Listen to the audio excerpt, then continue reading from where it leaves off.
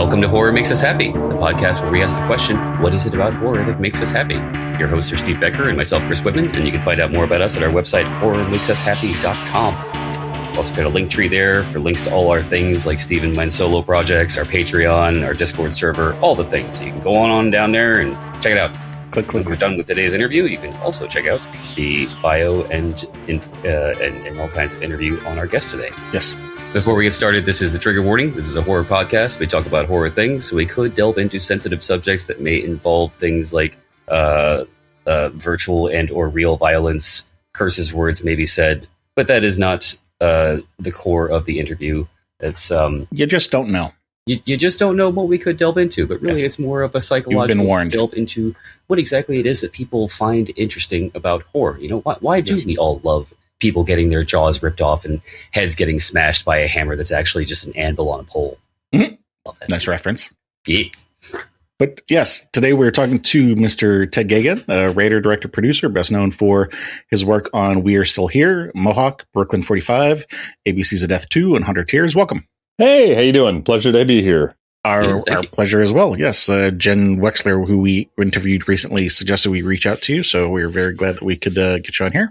It's my pleasure. I just had lunch with Jen yesterday, so small world. Yeah. Yes. It was a great interview. Really She's fun. the best. Cool. Before we get into the meat of the interview, you want to let us know what you're currently working on? Yeah. So, after Brooklyn 45, which came out 2 years ago on Shudder, 3 years ago. God, time flies. I've been dinking around with a few screenplays, and I've got some stuff that's kind of quietly moving toward possibly being a reality. I am doing some stuff that's a little outside the box right now. I'm producing outside the playpen. Sorry. Yes, as it were. Yes. I'm being a dad, which is pretty much a full-time job. Turns out that my film output took a very steep drop right around the time that I became a father, which is a good thing. Completely understandable. So I've been pretty focused on that, but I am producing a film called BFFs for Liz Manischel. That's a really fun horror comedy about a bunch of women who head up to a lake house and bad things happen. Tons of fun. It's got Bobby Moynihan in it from SNL. It's got Aparna Nancharla in it, who's one of my favorite voice actors from The Great North and a bunch of other stuff. So really excited about that. I'm also producing an animated anthology film that's actually a very weird kind of somber drama that is based on a 1915 book of poetry called Spoon River Anthology. That is just it's kind of a nice little breather from all the crazy stuff that I've been doing. So that's been fun. And on top of that, I spent the past year and a half or so writing a book. It's a nonfiction book that has been exhaustively researched, and I can't say much about it yet, but it's about one of the biggest news events of 1927. And how by 1928 it was all but forgotten, and I wanted to unearth this ridiculous story, kind of to celebrate the 100th anniversary of it happening next year. So that's been really exciting. Right now, I'm out to publishers on that. I have a guess, but I'll edit it out of the call. Is it the molasses flood? It's not. That is mentioned in the book. I was thinking, what happened around 27? Edit all this out if you will. But I never get to talk about that, so I'm excited to tell someone. So that's what I've been working on for a year. So anyway, The answer is I've been writing a book and I can't talk about it. And there we go. Yeah. Funny. So good segue. You talked about it, being a breather and being able to talk about stuff that you don't normally get to talk about. That's actually one of the reasons that Chris and I decided to, make the theme of this podcast talking about what it is that the guests have been a fan of, because, like you say, you go on a podcast and you answer the same question 1,000 times about the stuff you've already done, but how often do you get to talk about the stuff that you grew up loving? So sure. With that in mind, what are your first memories of scary things? So I grew up being very, very frightened of horror. I was not a monster kid at all. Okay. I'm trying to raise my kid as one now, but I'm trying to do it tactfully. You know, I don't want to expose him to anything too spooky too early on, but like, you know, he loves old Disney cartoons that are spooky, like, you know, the Trick or Treat stuff. And like, you know, he gets such a kick out of it. And I love watching him get just the slightest little scare. And one of the first things that he's really fallen in love with is also one of the first things that I fell in love with that was kind of, I don't want to say scary, but like as the kids use that word spoopy, you know, where it's kind of like cute spooky, is Disney's Haunted Mansion. Okay. And he has like a little golden book about Disney's Haunted Mansion, and we'll read it. And then we'll turn on YouTube and we'll watch like videos of people who like brought their phone on the ride, you know, and he gets like pretend he's on the ride. And it's like just scary enough, but it's also like, it's not like he loses sleep over it. And I felt very similarly as a kid about Disney's Haunted Mansion. It was something that just like, I liked Mickey Mouse. My parents took me to Disneyland and we were there. I was like, oh, let's go on the Haunted Mansion. I was like, oh, I don't know. And I went on it and I was like, oh, I love this. This is like, it's charming and sweet and it's not scary, but it's employing, you know, horror themes, but it's not horror. And I just fell in love with it. So very early on, you know, I had a love for that. And then it wasn't until I was in high school that I really started truly falling in love with horror. I was a comedy kid, you know, born in the 70s, grew up in the 80s, and all I wanted to watch were like dumb, you know, like TNA comedies, you know, like that was my bread and butter. I wanted to watch Bachelor Party and Revenge of the Nerds and dumb shit like that. Movies that are nowadays far more problematic than the horror movies that came out around the same time. And a friend came over to my house and he said, hey, I want to show you this movie. It's a horror movie. I know you don't like those, but you know, like, I really want to show it to you. And I was like, oh God, no, it's going to freak me out. And so he goes, no, I promise. So he takes out, he'd rented a movie that night and he takes out the VHS tape. He goes, it's called Friday the 13th, Part 4, the final chapter. And I was like, no, I don't want to watch that. And plus, why would I watch Part 4? I haven't even seen one, 2, or 3. And he goes, it's got Corey Feldman in it. And like, you like Corey Feldman, you like the Goonies. And I was like, I do like the Goonies. All right. Okay, let's do it. Let's do it. And he said, well, here's the thing. Every time there's going to be a kill, I'm going to pause it and let you know so it doesn't surprise you. It's not going to scare you. And I was like, that was a nice one. Okay. And then, so we start watching it and, you know, right away in that movie, it's like there's two kills in the morgue. And he's like, okay, so this guy's going to get his throat cut open. And he goes, so we watch it and I'm like, oh, and he like pause it on the kill. And he was like, look, but he was like, look, you see here, you can see like the where the special effect ends and where his real neck begins. And like right underneath the screen is this guy, his name's Tom Savini, and he's this special effects artist. And he's got like a bag and he's squeezing it. And he's giving me the most like absolute, like dumb version of how a special effect works. But it totally, it broke the veneer of it in the best way where I was like, oh, okay, I can see it now. You know, like I needed like some sort of simple way to break down that I wasn't actually watching a guy getting hacksawed through the throat, you know? Right. And it started, he would pause it as the movie kept going and I'd start getting excited about like, oh, there's going to be another one. And I was more interested in the effects of it all, you know, like, and by the time the movie was over, I was like drug addict. I was so excited. I was like, that was so fun. That was so cool. I can't believe it. Like, I always thought horror movies would keep me up at night, but that was really fun. You know, like this sort of, and he was like, well, good. Cause I also rented parts 5 and 6. So that there's a trap.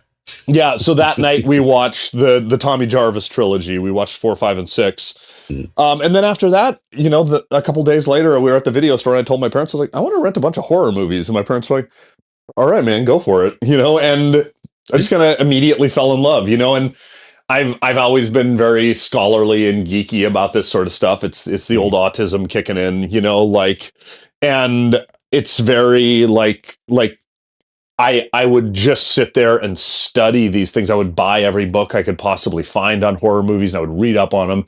I knew who all the filmmakers were. I knew who all the actors were. and I was like making lists in my bedroom of like oh, I got to figure out every single Lucio Fulci movie and watch them all, like this. And I think my parents, they were very aware of the fact that I was a quirky kid. They could tell that I wasn't watching this stuff out of like a bloodlust. That at no point were they like, this kid's going to shoot up the school. They were like, this kid's a dork. Like that was. And so, honey, should we be worried about our child? Is he going to be a homicidal maniac? No. He's just a dork. He's just not going to get laid. Yeah, right. Like that was. But that was it, and I just completely fell head over heels after that. And he's not Anthony Perkins. He's a theater kid. Yeah, absolutely. Yes. Yeah. So, and, after that, it just kind of all fell into place. I kept loving horror forever, and I knew I wanted to be a part of it. I liked the community. I really, really, it was so deeply important to me that like people understood that horror was not satisfying some sort of homicidal craving, but rather it was like other people ride roller coasters. It was this idea that like you do something that gives you a little thrill. It makes you a little scared for a split second, and then you exhale. And like what a gift that is. And it reminds you that you're alive. It's why people bungee jump. It's why people parachute. And to me, I was like, I'm not bungee jumping. I'm just going to watch Friday the 13th Part 4 again. Slightly less risky. There's a term for this we've come up with in the podcast after several interviews. Is it safe something? Was it like a safe thrill or? Yeah, I would believe that. No, it's like a safe contained fright, if you will. Yeah, like the world is this absolute fucking dumpster fire. Like, I don't want to be afraid of all the things that are going on in the world today. You know what I want to be afraid of? Hockey mask guy, dream demon. Like, that's what I want to be afraid of. Like, I have absolute no desire to be like, yeah, terrorist attacks. Right. Like, yeah, I need just like you said, it's like a safe thrill. And again, it just kind of reminds you you're alive. And that's a beautiful thing. That is definitely a topic that has come up on multiple calls. I think the analogy that I like for creators in the space, I came up with the analogy of it being more like a water balloon fight, like playing tag, because you also have agency in it now, where you're like, all right, I'm going to get you too. And it's not, we can share in this. Yeah. So you did mention Disney's Haunted Mansion. Were there any other things that you remember from childhood, even if you weren't a huge fan of them? I remember very vividly watching the end of Steven Spielberg's Raiders of the Lost Ark, and when the Ark of the Covenant opens up, and the absolute horror I felt on this like deeply visceral scale, and I saw it a couple years after it came out. I was young, I was probably 6-ish, maybe 7. And I saw it bored into my brain. and then I obviously didn't watch it again for days or weeks, or I forget how long it was. But it only got more horrifying when I thought about it. And I probably didn't see the end of that movie again for, a couple of years. And then when I finally did, it's that whole sensation like, oh God, here it comes. Oh God, here it comes. And then you're like, oh, Tote's head kind of looks like a candle that's melting. Never mind. It's fun. It's a really fun effect. The terror, doesn't it? Yeah. Yeah, and you kind of just go like, oh, okay. If you're not ready for it, it's absolutely fucking like knock you on your ass. Right. If you are ready for it and have seen it already, suddenly you're ready to deconstruct it, which even at a young age I was. So that really got me. And then, God, was it 1987, 1988? I was at a friend's birthday party, and he was having an afternoon birthday party. And he loved horror movies, and his mom paid no attention to what he was renting from the video store. Nice. And he had rented, it had just come out, was Kevin Tenney's Night of the Demons. And we were watching Night of the Demons, and it was destroying me. Like I was, I was 11 or whatever. And I was just sitting there like couldn't breathe. I was hiding behind the couch. I was sobbing. I mean, the movie is very gory, and I was just like, I couldn't handle it. And it was an afternoon birthday party. And I think like when it ended at 5 p.m., like my mom came to pick me up, and I was like trying to be cool, but I was like, I couldn't handle it. And I got home and I was like, I need to sleep in your bed. I saw this movie, and my mom called this guy Dave's mom and was like, what did you show him? Like, like, and she was like, sorry, man, Dave just picked out a movie. So it looked fun. It's the 80s. And that was that. But it's funny because years later, when I rewatched Night of the Demons, I was like, I love everything about this movie. This is one of my favorite movies. It was my first horror tattoo I ever got. I've got Linnea Quigley as Suzanne from Night of the Demons on my arm. Nice. So it's like, but the abject horror, and I think the reason I have that tattoo on my arm is because it was such a pivotal early experience with like a true horror film. And funny enough, the little boy whose birthday party that I went to was also later in life the kid who brought those VHS tapes over to my house. So I was going to ask you that. I have Dave Romanesco to thank for all of that. Old Dave. So still one of my dearest friends in the world. Nice. Is there a particular scene that stands out to you from Night of the Demons that scared you? It wasn't so much a scene.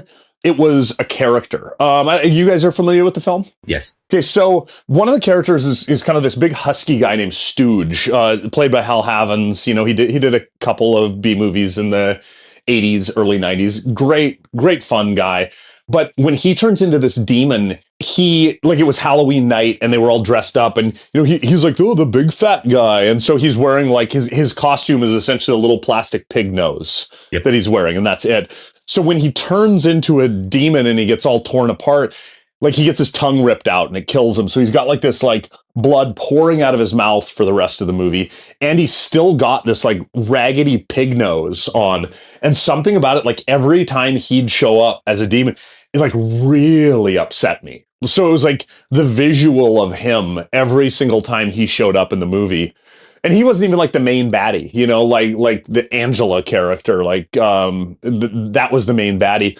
But there was something about him every single time with just shivers up my spine. And I remember laying in bed that night. My parents were like, no, you're going to sleep in your bed. And I can vividly still remember laying in bed and being like, Stooge is going to come around the corner any minute. Stooge is going to come around the corner. Like that was the thing. Like, yeah.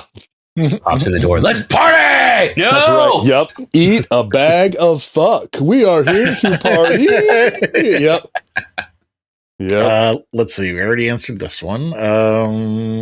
Did you participate in Halloween as a kid? I did. It was always very, prior to me falling in love with horror, which was most of my childhood Halloweens. I didn't really fall in love with horror until high school. So as a kid, it was always like, I'm a pirate, like I'm a car mechanic. Like I'm a worm, it's like those. Yeah, those were always my Halloween costumes. Were always just like something that was not spooky. Did you have a favorite or least favorite costume that you remember from being a kid? Oh my God. I don't know if I have a favorite of mine, but I do very vividly remember that my father, I don't know where he got it, but he had this latex mask, and it was I had no idea who it was. It was just like, it was this scary bald guy. And I was like, who is this man? Every time Dad would put on the mask, it would like freak me out. And later in life, I found out it was, I don't know if you know this, Dawn Post Studios. They made like these amazing latex masks. It was Dawn Post Studios. It was their Tor Johnson mask, like Tor Johnson from Plan 9 from Outer Space. And it's really funny because like to this day, anytime I want to remember like Halloween as a kid, you can Google Dawn Post Tor Johnson mask, and it's like, boop, comes right up, and I'm like, there it is. I'm horrible with names, so I did look it up while you're talking, and I'm like, oh yeah, I recognize this. Yeah, it was like a classic. I mean, I think they sold that mask everywhere at the time. It was just like, it was a popular one. So while I don't really remember my own spooky Halloween costumes, I will never forget my dad. My dad was a quadriplegic. He'd come wheeling out with the Tor Johnson mask on, and I'd always be like, it was that. So. And it wasn't like he put on anything else with the mask. It was just like easy. it was literally like my dad in whatever shirt he was wearing that day, and then he would just plop on the Tor Johnson mask and like wheel around the house in it, and we'd go like run from room to room. Did you have any really scary dreams or reoccurring nightmares when you were a kid? That's an interesting question. I didn't really, but all of my recurring, I won't call them nightmares, but like recurring upsetting scenarios have carried over into adulthood. Like every single one of them, like I said, not nightmares, but I have, since I can remember at the very earliest point in my life, dreamt about, like, it's so funny because the kids have a term for it now, like the liminal spaces, like the back room sort of stuff. Yeah. I mean, and clearly that all comes from, like, we dream of stuff like that. So, like, obviously some kid would be like, yeah, these long hallways that literally everyone dreams of, like, let's start making YouTube videos of that shit. That'll bother people. Those sort of spaces, in particular for me, hotel casinos that go on forever is something that, like, I remember from my youth of being like, not being able to get out of them, like trying to get up to my room, trying to find my parents, later in life trying to find my partners, trying to find my wife. Now it's like trying to find my kid, but it's always within the realm of like a big Vegas hotel. Nearly 50 years of that specific weird space. Yeah. Reaching straws here, but I wonder if it has any correlation to maybe an early viewing of The Shining with the Overlook Hotel. I didn't see The Shining until much, much, much later. It was like I was probably 16, 17, 18 by the time I saw The Shining. It wasn't high on the list. Yeah, and all I can think of is like my parents took me to Vegas when I was little. Like that was like a vacation stop, but I never got lost there, but maybe it was just the enormity of it and the strangeness of it and the way that, in Vegas in particular, casinos are built to be confusing. They don't want you to be able to easily get out. Or to know what time it is, or there's no windows, all that sort of stuff. Yeah. So, that's weirdly, that would be my one. You can never leave. You can never leave. I hate the fucking Eagles. It took me a second. Was there ever something in real life that terrified you as a kid? I was a wimp. I still am. Nothing that straight up like terrified me. Like I wasn't afraid of dogs. I wasn't afraid of. That's a good thing, Ted. Right? Oh no. Yeah. Absolutely. Yeah. No. I think I play it safe.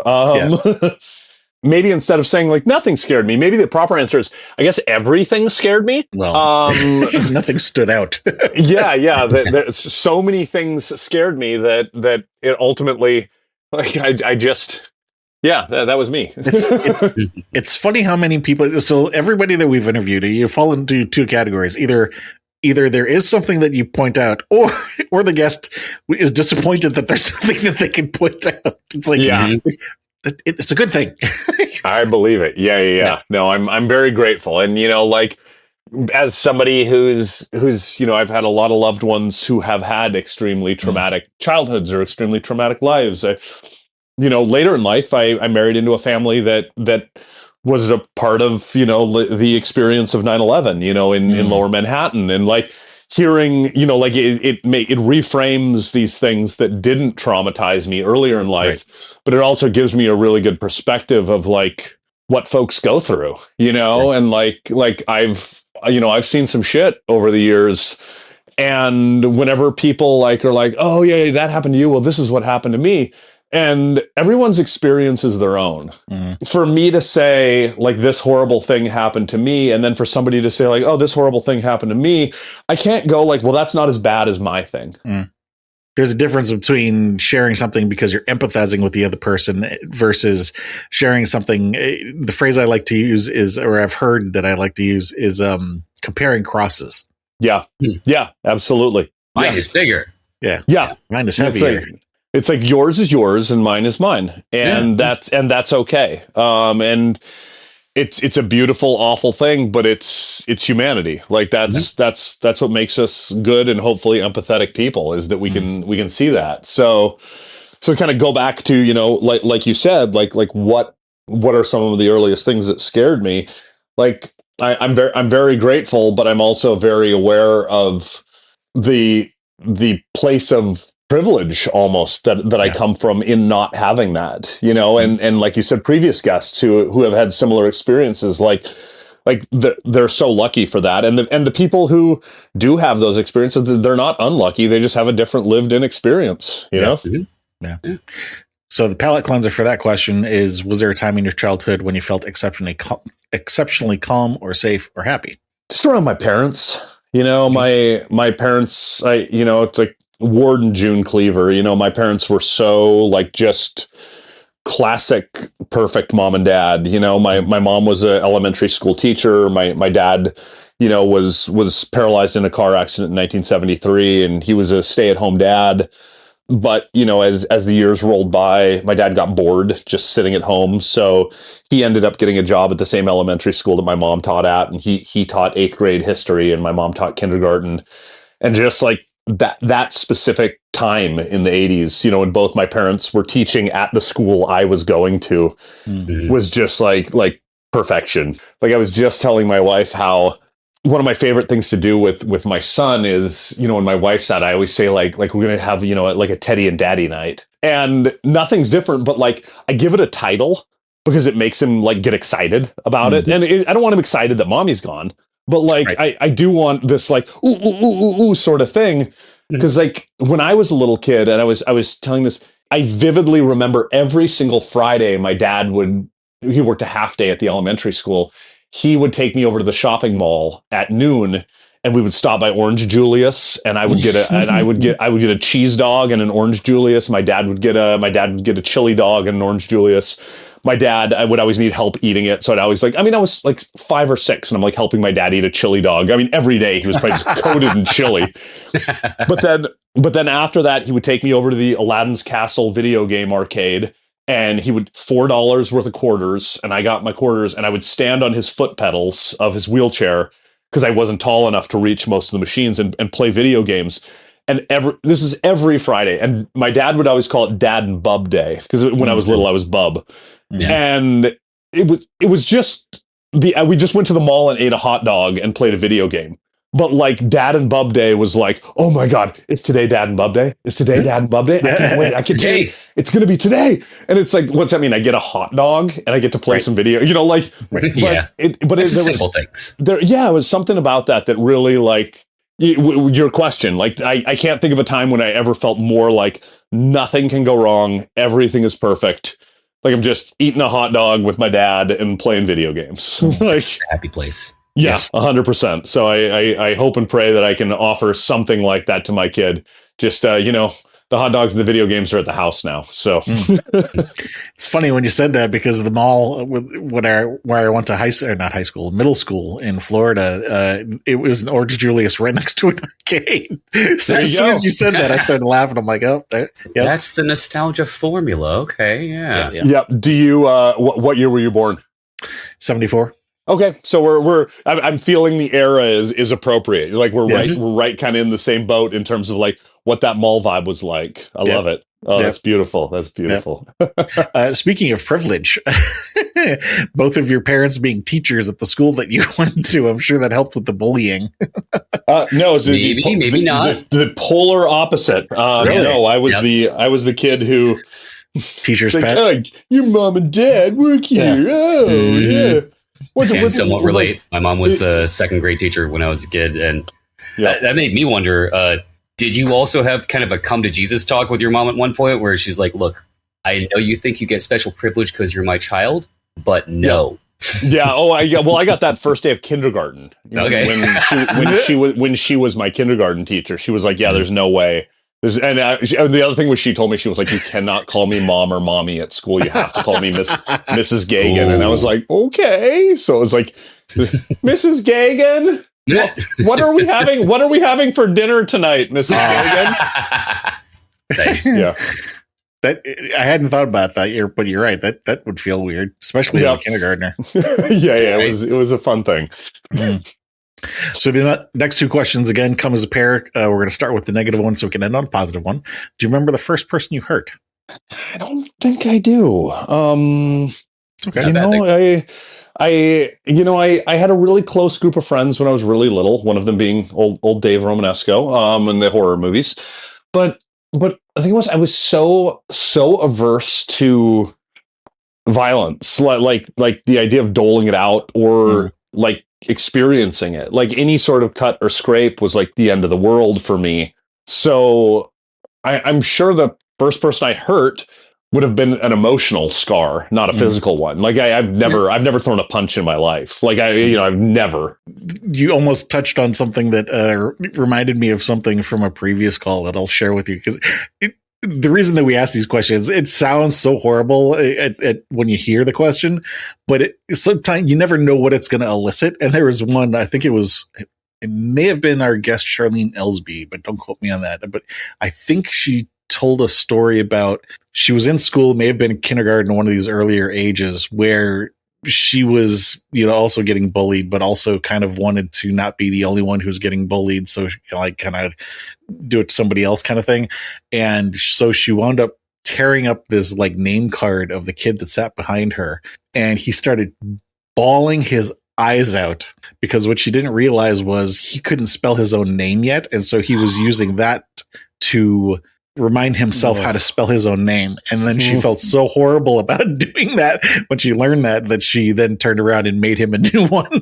Oh, that's nice. Yeah, it's like one of those like you never know what's going to come up until you ask the question. It's wild, because like I think a lot about like my own son, and how he's in 3K right now. Like next year will be preschool, and he's got friends at school, but like they all slap and punch each other, and they all knock each other over. They're all three, that's what they do. Oh, it's like, oh, do you want a drink from my drink? Yeah, it's good. Oh, you drank too much. Slap. Like it's like it goes from like complete kindness to complete rage, like instantly. And that's all kids. Like that's just that they lack that sort of emotional control that one hopefully finds when they get a little bit older, and they're just at the point now where they're just completely driven by like these primal emotional needs. I remember a few years ago, when Teddy was really tiny, like he was probably 1.5, and I was talking to my mom on the phone one day, and I told her that, I was just talking about being a dad and what it's like, and like what Teddy, I'm a late in life father, like I've got a 3-year-old and I'm almost 50. Like it's different. And I was telling her, I was like, well, the only thing I really want to do, like every day, I just keep saying, I go like, I want to raise him to be a better man than I ever was. Yeah. And my mom was like, oh my God, like she's like, you are a good man. You are a good man. And I was like, and I said, I'm not saying I'm not. She was questioning it. I'm not saying I'm not a good man, but like, if you're not raising your kid to be a better person than you are, like, what are you doing? What's the point? Right. Yeah. I mean, that's the whole point of raising a child is, betterment of society and making a better person. Yeah. And for me, it's just this idea of like, yeah, I actually do think I'm a pretty decent guy. Like I lead with kindness. I try to be a good person. I want to leave the world a better place than where it was when I got there. These are good but things. But I want Teddy to do even better than that. Yeah. And I want, if he ends up with a kid, I want that kid to do even better than that. Like that's the goal. But like my mom was so caught off guard by that statement, oh, I wanted to be a better man than I was. And it's like, it implies that I wasn't good. And it's like, no. It's actually me saying that we can always do better. Like that should always be the goal. Mm-hmm. Yeah. Well, that leads into the follow-up question, which is, do you remember the first person you helped? Probably, I can't remember the specific scenario, but it was probably my father. Okay. My dad was paralyzed long before I was born. And, I only ever knew a dad who was in a wheelchair. I only never knew a dad who didn't have use of his hands. I only ever knew a dad who, had to be hoisted out of his chair every night and thrown into bed, basic bodily functions were a huge task, like this sort of stuff. And I never thought of it as weird. And I remember having lots of friends who would always be like, isn't it weird having a dad in a wheelchair? And I was like, isn't it weird having a dad who can walk? Like, I don't know. Truly. I tried to imagine my dad walking when I was a kid, and it scared me.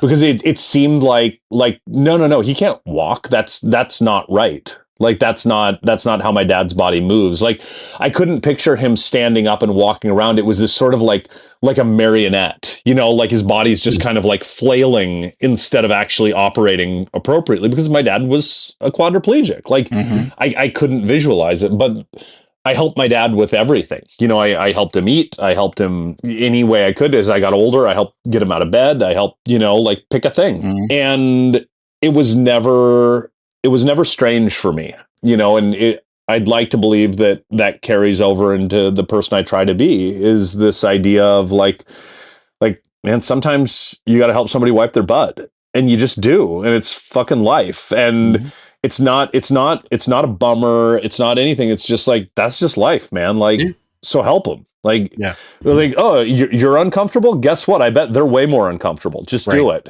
Yeah.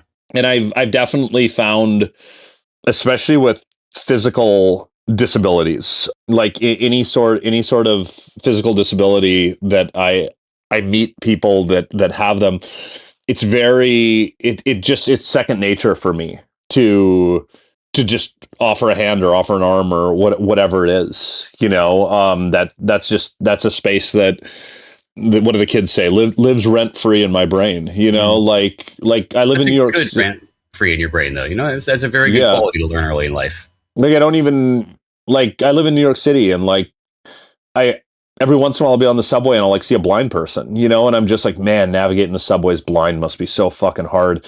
And like, if I happen to be getting off at the same stop as them, I'll kind of like stand next to them and be like, hey man, do you need an arm, getting up the stairs? And every single time they're like, oh my God, yeah, dude, thanks so much. And like, their elbow comes right out and I just loop my arm in, and, I'll just start bullshitting with them. I'll be like, hey man, where you headed? What you doing? And it's never like, oh, careful. Oh, okay. We got a step coming up. Like, it's never this sort of thing. It's like a normal person. What's it? What?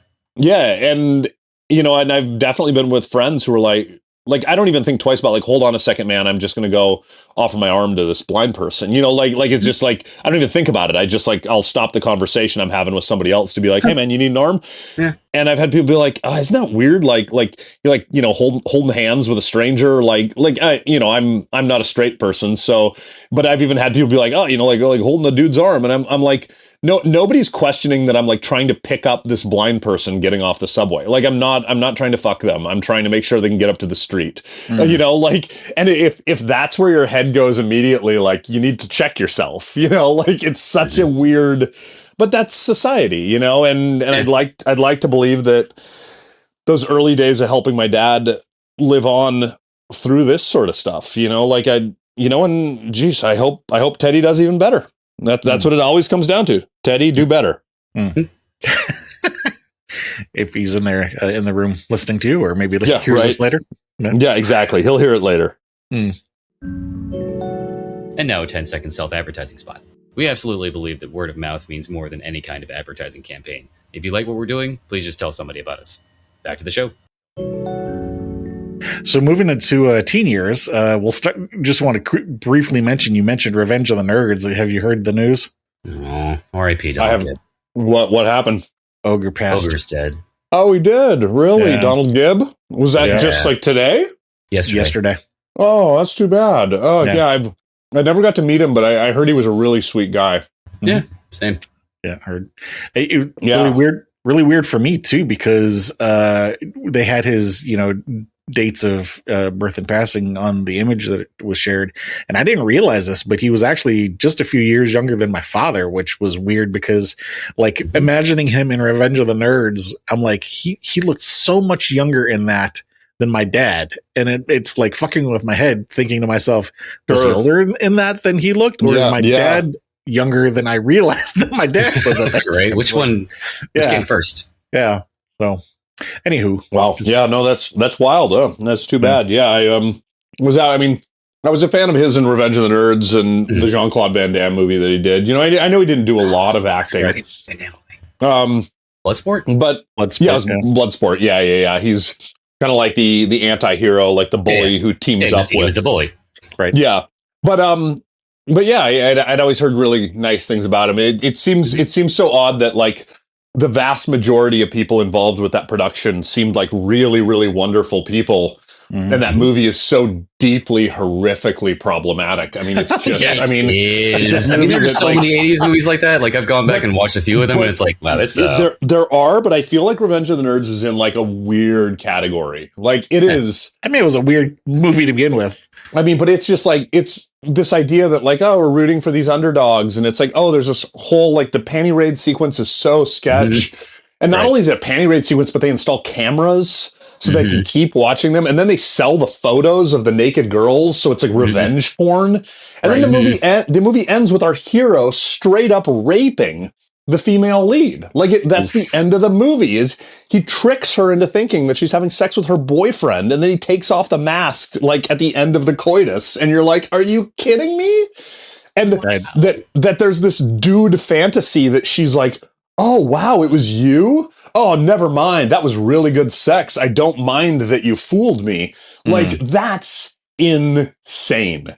Even for 1984. That is like nuts. And then they follow that up with like Queen's We Are the Champions. Like that's how you do it. That's how you stick it to those jocks. Revenge porn and rape, and you're just like, this is insane. Beat them at their own game kind of thing. Yeah, but it's just bonkers. Yes. That a movie that ethically misguided seems to have starred almost completely sweethearts. Like, yeah. But that's art. That's the art and artists. I'll blame the screenwriter and director for not flagging those things. But it almost makes you wonder, like back when they were recording it, were some of the actors like Donald Gibb, did they maybe pull the director aside and be like, "Hey, is this wrong?" Yeah. Or Robert Carradine, who just passed as well, who played the lead, the rapist. Like, isn't this kind of weird and creepy? I mean, even filming that scene. Like, it's like, okay, and then you take off his mask and you see it's not your boyfriend who just raw dogged you, and you're cool with it. Oh, you kids and your jokes. That's straight up nightmare fuel. Like, that is like, oh, yeah. I forgot about that until you mentioned it. I'd forgotten about that scene entirely, too. I almost want to rewatch it now, but I almost don't. Right. Yeah, no. I haven't seen that movie in 20, 30, 40 years. It's fun being able to measure things in decades. The lead character dresses up like steals Ted McGinley's Darth Vader mask, lures the girl into the funhouse and fucks her. And then the second he's done, he whips off the mask and he's like, "It was me." And she's like, "Oh, you were really good at sex. I think you're going to be my boyfriend now." And you're like, "What?" That is the culmination of the revenge. That is like the titular revenge in the Revenge of the Nerds. And you're like, this is how this movie's going out. Yeah. I don't know if it's funny or sad, probably more sad that, like those are the things that people remember about those movies. Like there's the gif of Ogre yelling nerds, which was like a catchphrase for those. The only other thing I really remember about that series of movies was the, Hotel Coral Essex that they short out the lights to make it Hotel Oral Sex. And also there's a naughty massage parlor right around the corner from my house on Essex Street in New York that is called the Coral Essex Massage Parlor.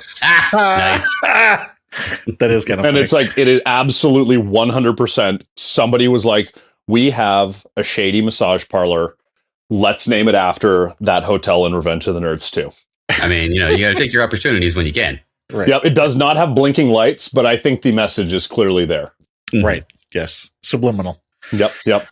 All right. So, I'm good at tangents. Yeah, right. Well, that was my fault. I brought up Revenge of the Nerds. Horror stuff in the teens, though. You mentioned Friday the 13th. We already talked about that, but you also mentioned having a list. So maybe top 2 or 3 things that you remember from the teen years, horror related. I mean, obviously Night of the Demons, the Friday movies, the Nightmare movies. I was a big franchise fan. I really liked slasher movies. Okay. I found them endlessly charming and silly. I think it also helped that I didn't find slasher movies scary. So they were much easier for me to watch, especially when I was alone. I didn't want to watch things that I thought were actually going to scare me if I was by myself. Yeah. So I would often, I would often kind of just like lean into slasher films. I just have to stop for a second, and I'm amused by the not dichotomy, juxtaposition of us, how we just went from talking about how like the Revenge of the Nerds and the rape things and all that stuff, and then we go to slashers, which were charming and silly. Yeah, right. For murder, who are the real villains, huh? Yeah, well, and the thing is, I mean, I could definitely, I could speak forever on slasher films. I mean, obviously, it's a problematic subgenre of horror, but it also isn't. I mean, only to the same degree that any horror is. It's because it's killing. So yeah, of course, yeah. We're not saying like, the kills are great, but people, that was what they went to slasher movies for. It was silly TNA and it was silly kills. You expected kills, you didn't expect rape. Well, exactly, and that was, I mean. Traditionally, if you would see things like sexual assault or anything like that in a slasher film, it was not typically the slasher who was the one committing it. It was someone else. And that way it makes it that much more justified or that much more gratifying when that person gets killed by the slasher. When that person is killed off. Like there's almost like a line that certain filmmakers, not I'm talking about the killers, but like filmmakers wouldn't cross. And not to say that it didn't happen. There are absolutely slasher films out there that do that. And I think back then and now those films are viewed, in a very different light. But I do think for the most part, slasher films, I mean, they're a product of the era. I mean, if we look at where slasher films, truly started, like late 70s, and we started seeing Black Christmas, stuff like that, leading into the slasher boom with Halloween and whatnot, and then kind of exploding over the early 80s. Like it's very much, a direct response as the years rolled by to, the AIDS epidemic, the crack crisis, this sort of thing where it was like, if you party, you're dead in real life. That was what happened. It's like, if you fuck in real life, you're dead. That's what happens. And so yeah. And so this idea of like taking these real life horrors and kind of placing them within the realm of this fictional sort of work, I think it was really cathartic for a lot of people. And they weren't making these things to be scary. I mean, they tried, but for the most part, slasher films, it's like, what did, Siskel and Ebert call them? Body count movies, and Siskel and Ebert hated slasher movies, like famously hated them, but they watched them again and again and again, just to gripe about them. Because it was like these movies weren't created to give you sleepless nights. These movies were, you'd go out with your friends and you'd get drunk and you'd eat pizza and you'd watch these movies and you'd scream and cheer and high five. That was the point of these movies. And I think that's why when I say like, they're oddly, kind of a comfort place. I actually just posted on Blue Sky, I think yesterday, Letterboxd posted a thing that said, what is your most unhinged comfort movie? And everybody was leaving their comments. It was really fun to see what the responses were. And I just said, when my father passed away in 2019, my partner asked me like, what do you want to watch tonight? Like just put on a movie like that'll help you breathe and just kind of help you focus. And I was like, I want to watch Friday the 13th Part 2. And they were like, really? And I was like, yeah, honestly, like it reminds me of being a kid. Not like getting chased around by Jason and all the, like the plot of the movie doesn't remind me of being a kid. The movie reminds me of being a kid. Like it's like Mom's Meatloaf. Like it reminds me of sitting in my wood paneled basement, watching it, drinking Jolt Cola and eating popcorn. And like, that's where I wanted to be, and, like I said in my little post, I was like, there was literally nothing that could have offered me the warmth and support that I needed more than fucking sackhead Jason, like in that moment, it was so, and it was exactly what I needed. And I remember it so vividly, like sitting there, like just eyes are just filled with tears. I can't stop thinking about my dad. And I'm feeling like better just watching Friday 2, like, yeah, it's magic. Sorry. My own emotions getting me here. Oh, it's okay. Emotions are good. We should all feel more of them. Yeah. Let's see. So we already talked about dreams going through your whole life. Was there ever a time in your teens when you were terrified of something in real life? Boy, Again, I think just no is a good thing. yeah, no, I think confrontation. I remember taking a public bus to school one morning, and not a school bus. And I was sitting on the bus and just like smiling, like just kind of like looking around and smiling. And I glanced over, and there were these three kids sitting like a couple seats up, and I just smiled at them.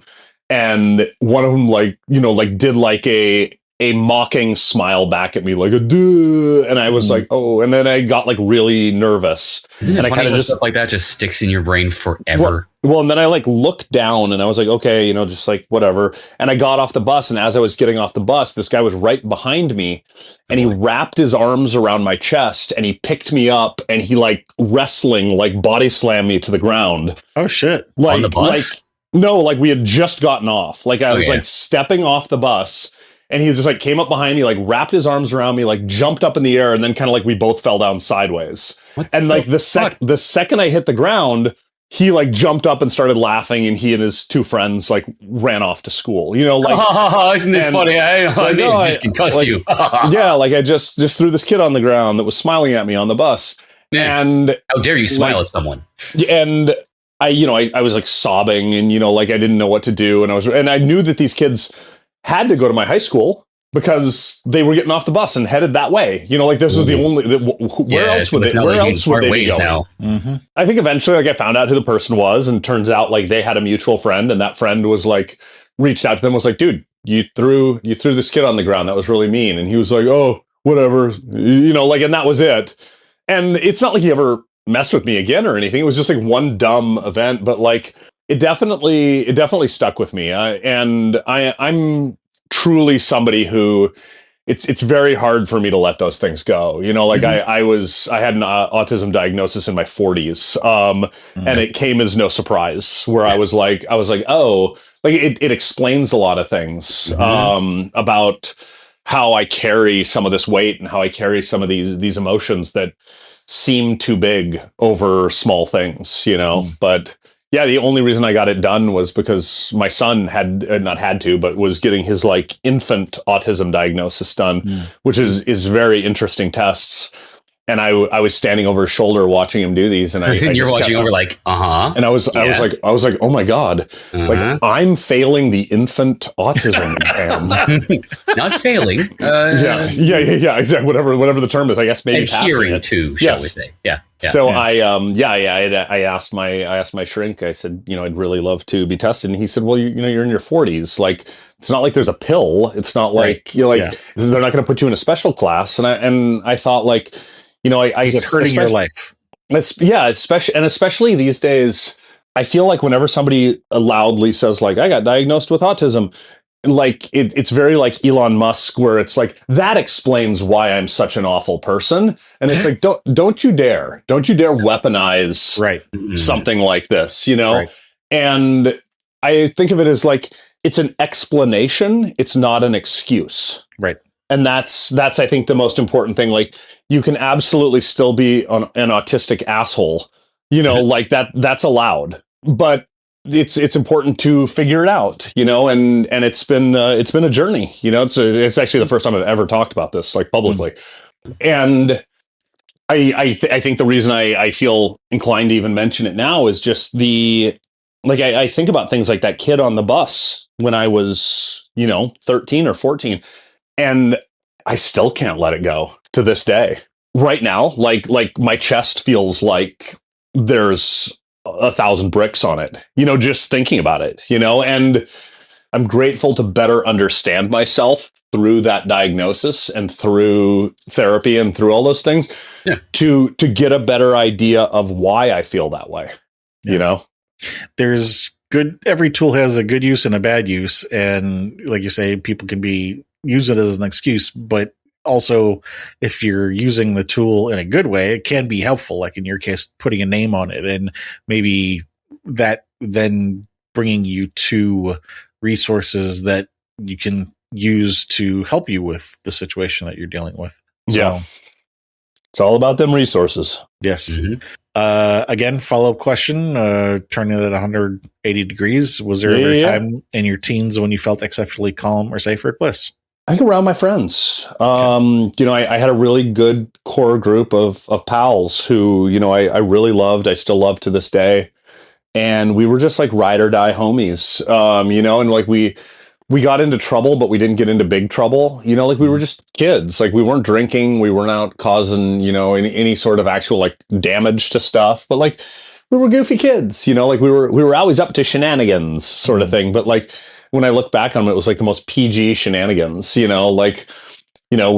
take the car out late at night and go buy a 12-pack of soda so that we could stay up late playing Dungeons and Dragons. Like this is like, but I hold that time very, very close. I think back to those times very often. I still am in very close contact with all my pals from that era. A lot of people look back at their high school years negatively, but I look back at mine really positively because I barely remember school at all. What I remember is the social groups that I had, like the friends I had and like what we did before and after school, like the things we'd be paying attention to instead of class, like that sort of stuff. And I mean, and it was the 90s. It was a weirdly carefree time. It's like I'd love to find myself in a pre 9/11 America again, where politics don't rule the day. I think politics are very important, but I don't like. It's nice to not hear about them every 30 minutes. I need a breath. Yeah. When I was a kid, I actually didn't know the difference between Democrats and Republicans because it wasn't something that we talked about. My parents were political and everything. It wasn't something that had to be brought up every day. It wasn't this sort of thing. I lived in rural Montana.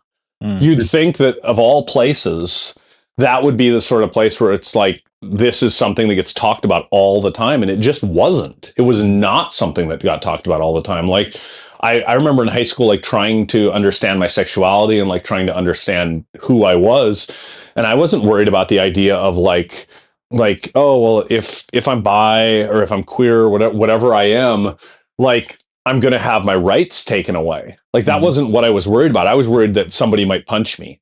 Right. Like I wasn't, that I never thought of myself as like being like a political bargaining chip. I just thought about like my own autonomy. Yeah. And not to say that I was like selfish and just thinking about myself, but when you're a teenager, that's the sort of stuff that was on my mind. And nowadays, it hurts my heart to think about kids these days who are in any way different. And I say the word different with love as somebody who's very different.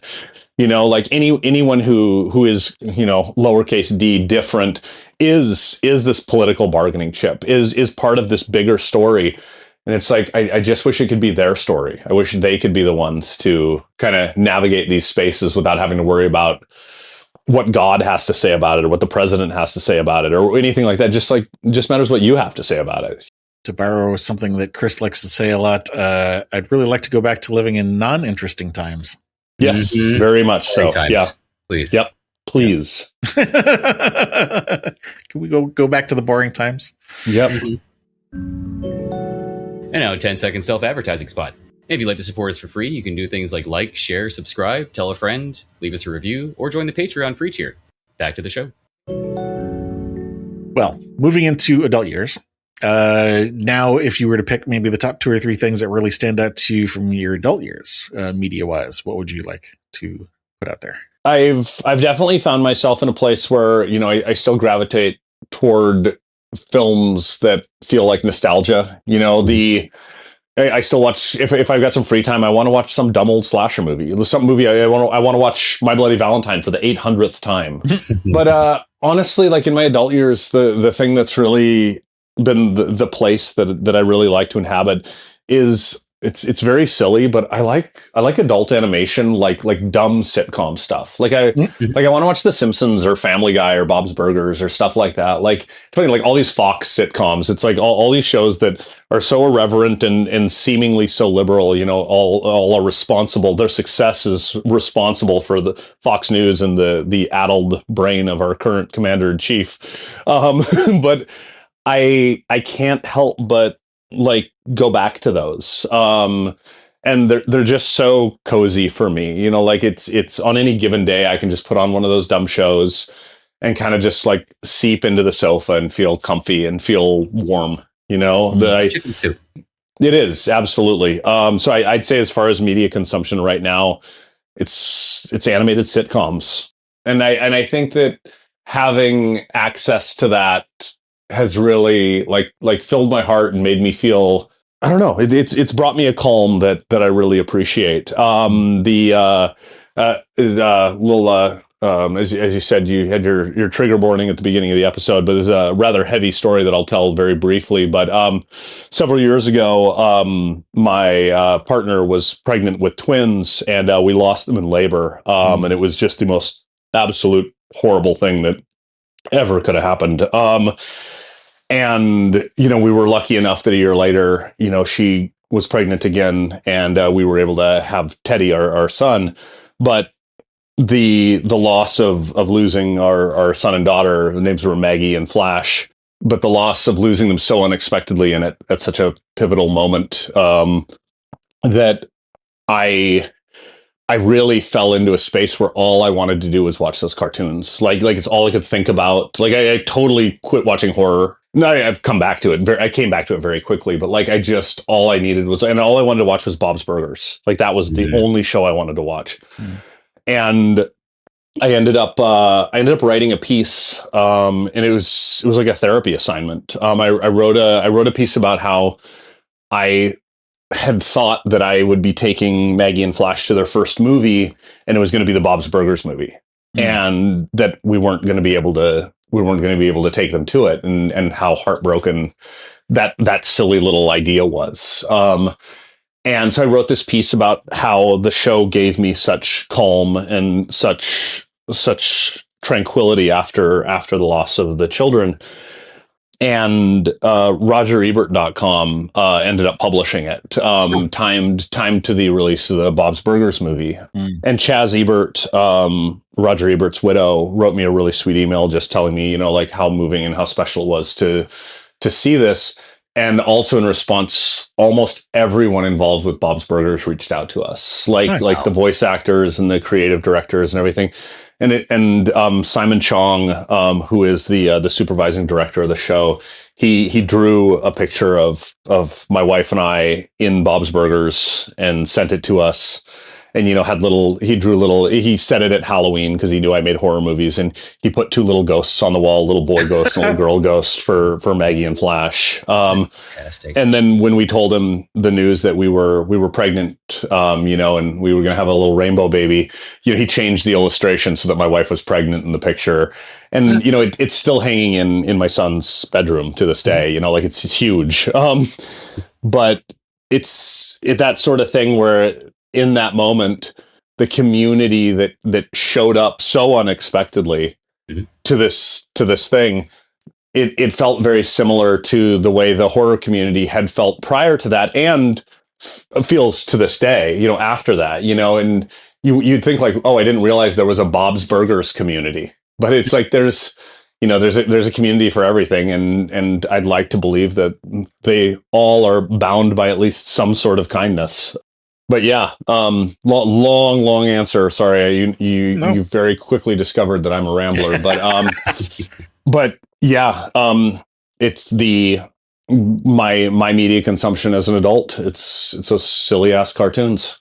They're the best. Yeah. Especially the Halloween episodes. Especially the Halloween episodes. Those are the best ones. No, that was a good answer. We will come back to it. Yeah, I want to go back for a minute. You mentioned them being your happy place. I made a note here because it made me want to ask, what's your scary place? Ooh, that's a good question. I mean, my scary place is like some horror movies spook me out. Like there are movies that totally scare me and they're fun.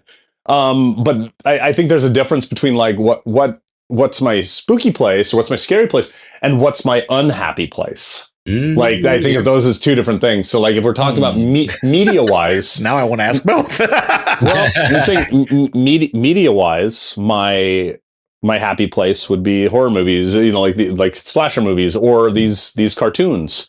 And I would say my scary place would be every once in a while I'll pop on a movie that manages to get under my skin in a way that I did not expect, and I find it so joyous and so rapturous. Atarados,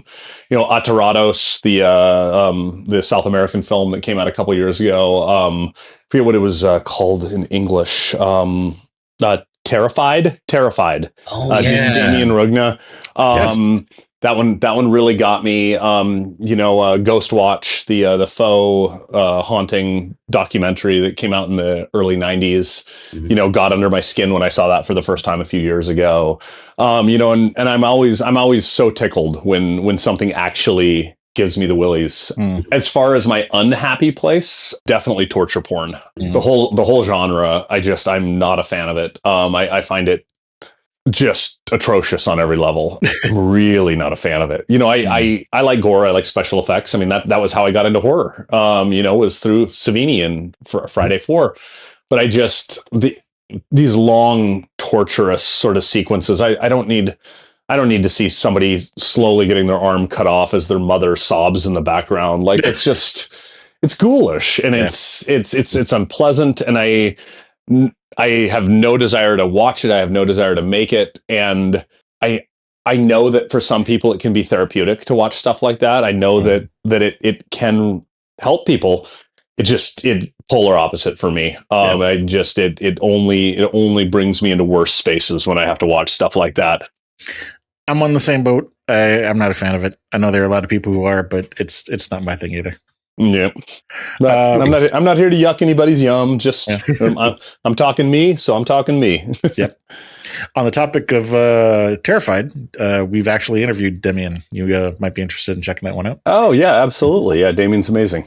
Yep. Was there a particular scene that you really stood out to you for that one?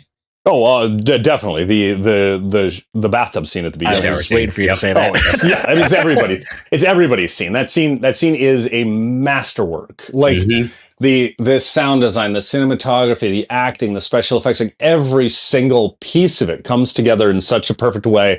It's like one of my friends just said yesterday. It's like when you pull the rubber band back from your hand and you pull it back and you pull it back and you pull it back. It's like, that's the scary part. It's not the snap at the end when it whacks your hand. It's the pull back, and it's so masterfully created. Yeah. And when that snap happens, when he opens the door and his partner's slamming back and forth in the shower and blood everywhere and the tiles are breaking, it's like, oh my God, you got me. You got me so good. And hair's standing up on my arm, just like primo level scary. And the rest of the movie is very good. But yeah, I think it's such a shame that scene is right at the beginning because it is kind of sets the bar, right? Yeah, not only for the movie, but like for horror. Like it's like, oh, you're gonna start your movie with like one of the best scares in the history of film. It's very hard to keep going after that. And the thing is, the movie's a lot of fun. It's just there's nothing. I mean, perfect example. You were like, what scene? And you both were like, of course that scene. Like, yeah. So working as intended. I mean, yeah, exactly. Chris, don't give anything away. I'll just say we do talk about that scene in his interview. Oh, fun. Yeah. How could you not? Yes. How could you not? How about Ghost Watch? Have you guys seen Ghost Watch? I don't think I have. Oh my God, put it at the top of your list. Okay. So I talk at length about it. If you have Shudder, you can watch Horror's Greatest. And I talk at length about it in Horror's Greatest. And just how much I adore it. But it is a fake documentary. It came out on Halloween night in 1992. It had a female director. It's British. It was on the BBC. But it's just insane. This woman, Leslie Manning, directs this thing. And it's essentially a studio at the BBC, like a real studio at the BBC. And there's this host, and the host is like, hello, everyone. Tonight at the BBC, we're going to be showing you inside an actual haunted house. It's so scary, and you're going to be so scared. Scary, scary, scary. I think I've read about this one. Is this the one where somebody in a room under the stairs? Yes, there is some stuff under the Okay. stairs. Yeah, the ghost is named Pipes because everybody thinks it's the sound of I have read about this. knocking on pipes. Yeah. But they go into this haunted house and it starts out very low key and it just gets scarier and scarier and scarier and but it was portrayed to the audience as a real TV show. Like the host of it is this guy Michael Parkinson. He was a BBC host. He wasn't an actor. Right. And so it would essentially be the equivalent of like turning on the TV and like NBC Nightly News with Tom Brokaw. And Tom Brokaw is like, all right, so we're going to be looking at a haunted house. It's Halloween. So let's look in a haunted house. And by the end of it, like he's possessed by demons. And he's like, the demons are coming into your house. If you're watching this show, they're in your fucking house. And people lost their fucking minds when this came out, like lost their minds. I mean, it was very similar to Orson Welles and War of the Worlds. You know, it was like let's do this fake radio broadcast that is essentially like Alien 9/11 the intro, and then you think it's real. Yeah, yeah. So it's like Alien 9/11, and it's like, of course, people died that night. Like people with the traffic jams everywhere, people desperately trying to get out of New Jersey, like all this stuff. Like it's but Ghostwatch has recently been saved. And it's on gorgeous Blu-rays now. It's available on streaming, but it's just phenomenally good. Favorite scene? You know, it's hard to get. You know, the last 10 minutes of it, without saying anything. The last 10 minutes, because I want you guys to watch it. The last 10 minutes of it it starts to go so beautifully off the rails, and the whole thing is throughout the whole show. The ghost Pipes is in the background of the entire show. Sometimes he's in the studio. Sometimes he's like in the background of a shot, but nobody noticed when it first came out. And to this day, there's actually a website that tracks all the times Pipes shows up in the movie. And people are still to this day spotting him in scenes that they'd never seen him before. Never once is it blatant. Never once is it blatant. You never watch it and go like, "Hey, did you just see some spooky ghost in the background?" Like it's so quick and so blurry and out of focus and all this stuff. It's fucking great. So don't miss it. Don't miss it. All right. Yeah. So we already talked about something horrible happening in real life as an adult. What about a time when you were exceptionally calm or safe or at bliss as an adult? Thinking around my kid. I think Teddy, you know, he's you know, I tell him this almost every day. I tell him, you are the best of me. And I think that's true. You know, like he's and I want him so badly to do so much better than I did. And again, not to say I did bad, but you know, better. Yeah. I've got such high hopes for him. And like I dropped him off at school, you know, at 8:15 this morning, and you know, we started this call at 9 a.m. 45 minutes after I dropped him off. I'm already missing the hell out of him. I could go pick him up right now, like, you know, and I've still got my whole day ahead of me to get work done and take care of things and get the house cleaned up. But like, man, it's the weirdest thing. I used to be able to leave for weeks, even months, you know, to make movies or go to film festivals and stuff like that. And now, like, oh man, I don't know how people with kids do it, like being away for more than a day. Okay. We're going to ask these two questions again. Again, starting with the negative so we can end on the positive. Do you remember the last person you hurt? Yes, I do. And I'm not going to share it, but, Okay. yeah, I'm just as human as the next guy. I've made stupid mistakes and continue to make stupid mistakes. And, yeah, That's fair. Yeah. And then flipping that question around, do you remember the last person you helped? I bought Teddy a little piece of coffee cake this morning and made him mighty happy. I try to help somebody every day, you know, whether it's my spouse, whether it's my son, whether it's somebody online. Mhm.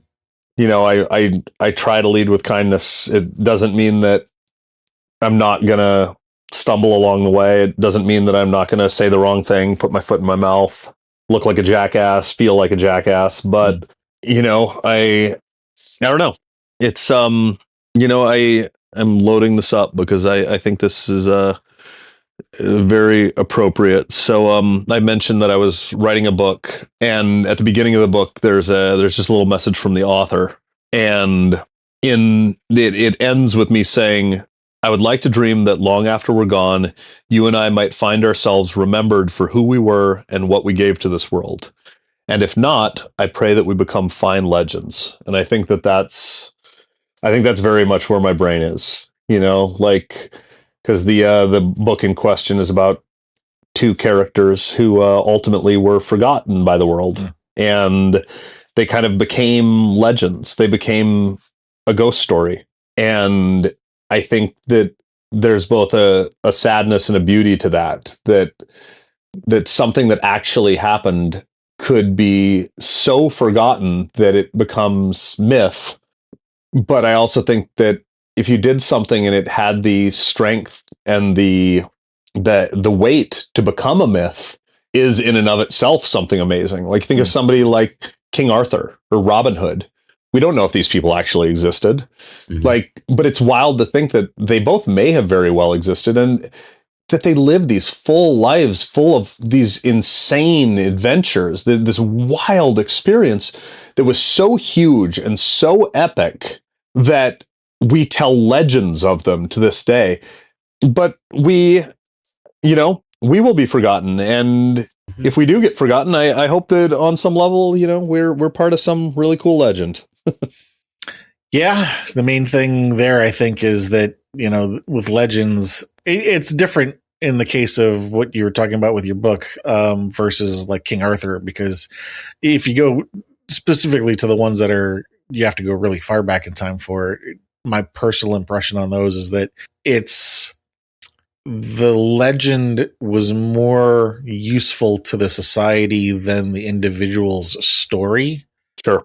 And then the question becomes, well, what about their story was so useful to their society? Which actually, I also want to put a pin in that, and we'll come back to that because I already have something in mind for our summary that I think will tie into that. People need the legend though, and I think that's beautiful. Makes me think of Jebediah Springfield from The Simpsons.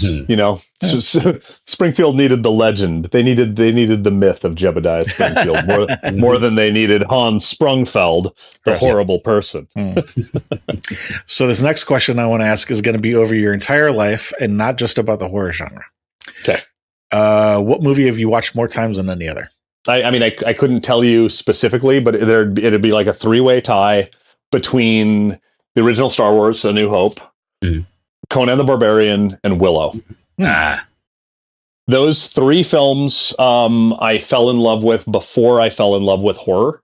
It was when I was a kid, I was living in Montana, and I wanted to escape the monotony of the prairie. And I wanted to go someplace magical. And the idea, like literally Star Wars is that concept. It's like the kid leaving the boring little prairie and going off on some big adventure. And Willow is like, oh, it's this little farmer who goes on this big adventure. And Conan, it's like he's this kid who lives in this village. He's taken from this village. Like his village is destroyed and he goes on this great adventure. And so I would watch those movies daily. I have not watched any of those three movies in years purposely. And I want to continue avoiding them until the first time I get to show them to Teddy. Okay. Because that way it's almost like you guys rewatch them with the same. Yeah, I'd like to be able to view them not only through Teddy's eyes, but I'd also like to be able to view them through at least a slightly distanced lens that I feel like is still a long ways off, because I guarantee I've seen all of those movies hundreds of times, all of them, like guaranteed, like 200 or 300 times each. So the follow-up question to that is, would one of What those is best in life? I'm just kidding. Well, yeah, exactly. I thought about that. Would you consider one of those to be your favorite movie, or would you pick something else if you were asked that?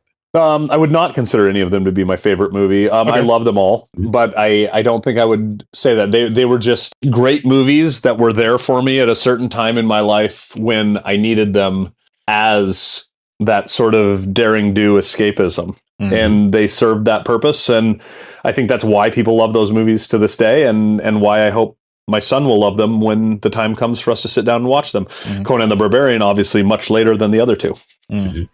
All right. So here's the point where we talk about common themes that have been cropping up, and then maybe talk about how those intersect with the horror genre as a whole. For you, so it's kind of interesting. The last thing first, you talked about escaping Montana, which ties in with, liminal spaces and the casinos that go on forever and you can never leave.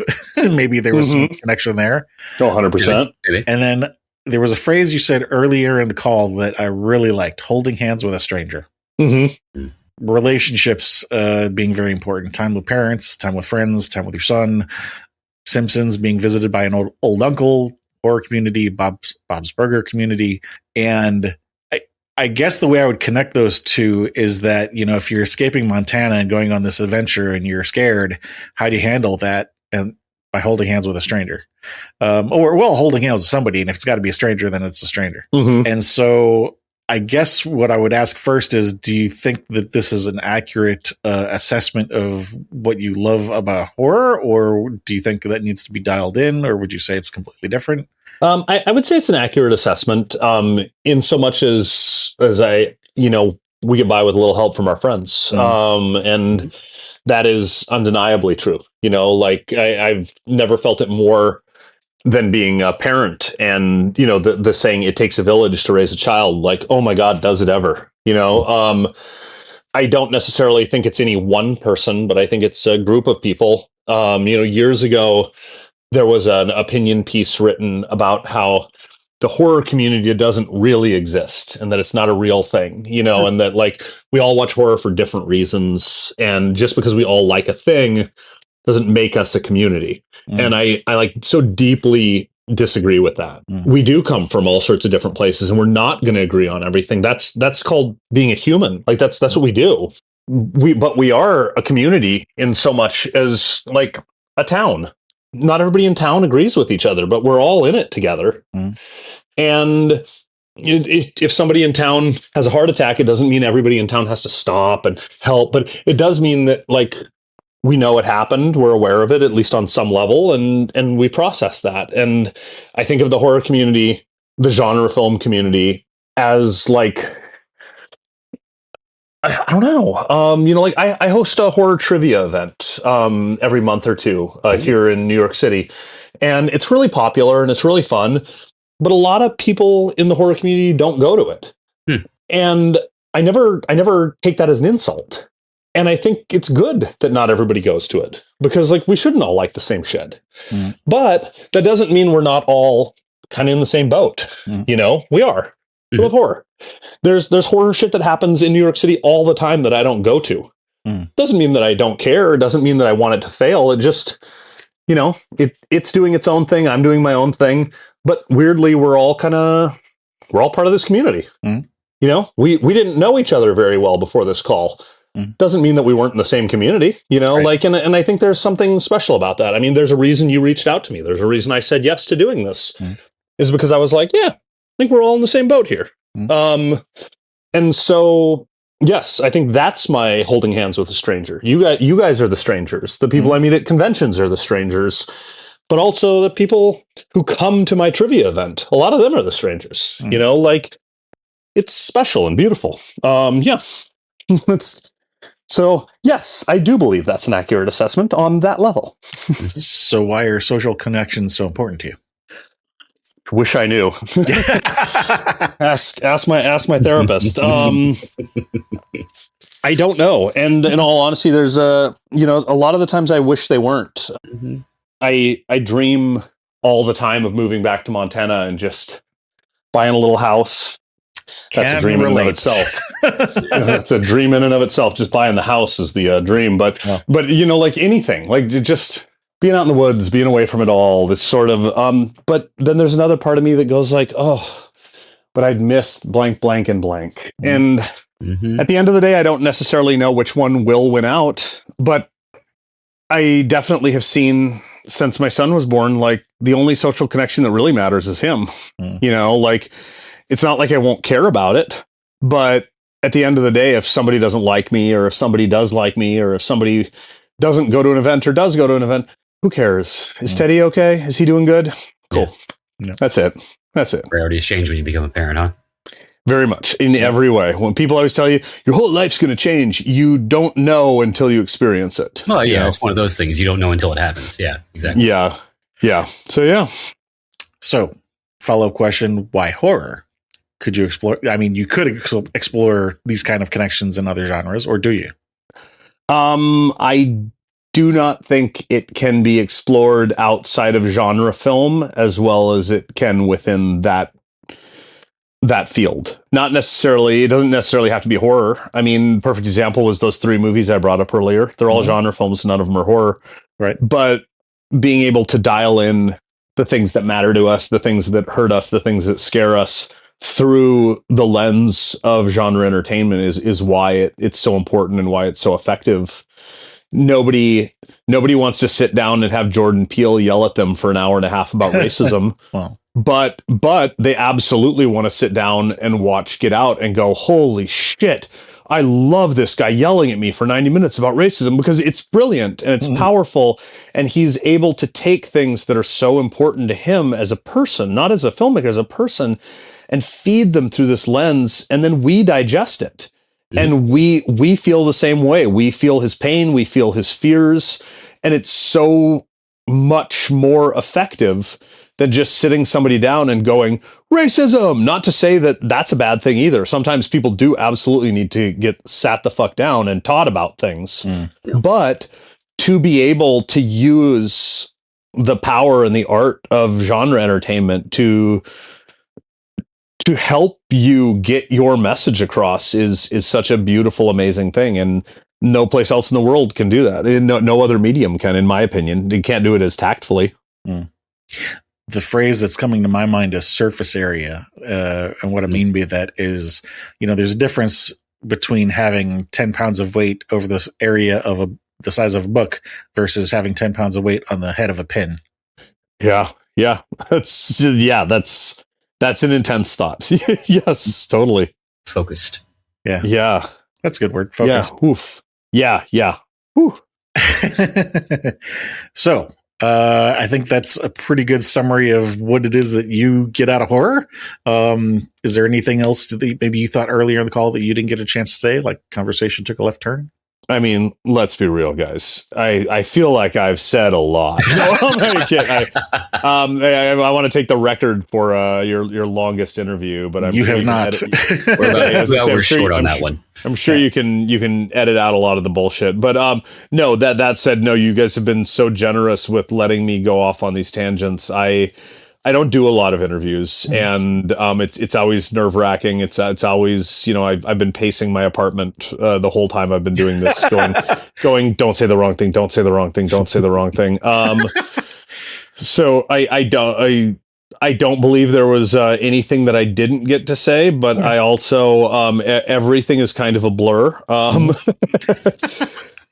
But no, it's just it's a joy to be able to do this, and it's been very therapeutic for me. It's been a really nice opportunity to unpack some of these things and be able to speak to you wonderful folks about them, and hopefully they make you think. Anybody who's listening, hopefully it makes them think. And I'm never out here to paint myself as a perfect person, and I think that's why conversations like this are so special and so powerful, is that it allows you guys and me to be able to accept that and go like we're all just people, we're all just doing our best, and that's the fact that we all like spooky shit in between is just kind of a bonus. Well, appreciate your time. Before we hit the closing here, do you want to, again, well, I know there's some stuff you can't talk about, but, and we'll also, by the way, we'll put together a bio page for you, and we'll get, pictures and bio. Oh, and lovely. stuff like that. Okay, cool. So is there anything you do want to tell people about before we close? Told you about my new projects, most of which are kind of on the quiet end of things. Yeah. As I mentioned, I do host a monthly or bi-monthly trivia and community event in New York City. It's for people in the horror scene and people in the LGBTQ plus communities to get together and have a safe space where everybody can just kind of be themselves and have a good time. It's less about the trivia and it's more about folks just getting together and hugging it out. You can follow us on Instagram. It's Final Exam Trivia, all one word. and that's where we post about new events. Other than that, if you want to find me, I'm on Blue Sky, Ted Geoghegan dot all that other bullshit that's on all the Blue Sky handles. And I'm trying to limit my social media time just because I'm trying to live more in the present, and just like I said, be there for my little dude, and be there for the arts. I don't know. It's dark times out there. It's a real tough place to be. Like you said, we're the dream of living in not interesting times. I think we're all very much there. So I guess rather than leave with any other info on what I'm doing, I just leave by saying, like, I hope everybody just keeps trying their best, because things are cyclical and things are going to get better. They might get a whole lot worse before they get better, but It will. I refuse to believe that my son is not going to be growing up in a good world, and I think that I think that about everyone's kids around the world, like it's gonna get better. So everybody just keep your chins up, and if you ever need a digital pat on the back, just find me on Instagram or Blue Sky, and I promise I'll do my best to be there for you. All good closing thoughts. For those who do want those links, just go to horrormixeshappy.com, go to the episodes page, go down to Ted Geoghegan's name. There will be a link there. You click on the link, that'll take you to his bio page, and then we'll link to his social media and stuff on there. Again, thank you for your time. Thank you to anybody out there listening. Please support if you can. Financial is great always, but if you can't, like, share, subscribe, tell a friend, all that kind of fun stuff.